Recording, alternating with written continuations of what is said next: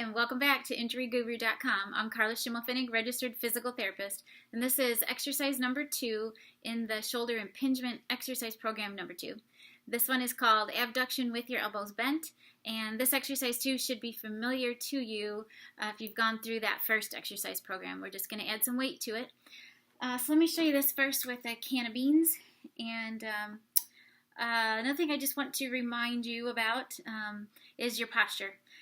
So make sure that you are sitting up straight. You've got that arch in your low back, or that forward arch movement forward of your low back, so that your shoulder, head, ear, and the rest of the spine are in a good position. That's really important for these exercises. All right, so a can of beans for this exercise, and this one just looks like this.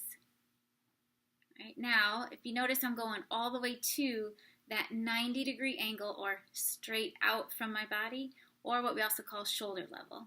So with this, you can go all the way up there as long as it doesn't increase or cause your typical shoulder pain. So that's with the can of beans. Let me show you with some dumbbells. You can do both arms if you have dumbbells, but just your painful side is fine too. All right, so that's what it looks like. Again, it's that same position of the arm, same motion, just a different type of resistance. And I'm going all the way to that 90-degree point, or that shoulder level, just like that. I'd say with this exercise, most of my patients probably have a hard time with this exercise. I give them this to do at home, and usually when they come back in a few days, it doesn't quite look like the way I showed them. And I'm going to show you some of the mistakes that my patients make, or the most common mistake, so that you are not making that mistake too. All right, so a lot of times when they come back, and this exercise looks a little more like this. So they're bringing the elbows up, but what's happening is the hands and the weight are just staying down like that. Don't want you doing it that way. Your hand and that weight needs to go with the rest of your arm. So this is the way it should look, all the way to that 90 degrees. That is the way it should not look.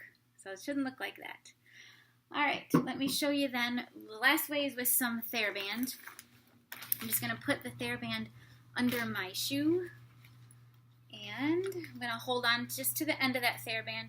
You can make a nice little fancy loop in it for a handle, or you can just hold on to the end of it. It's fine. And you're just going to raise that arm up again.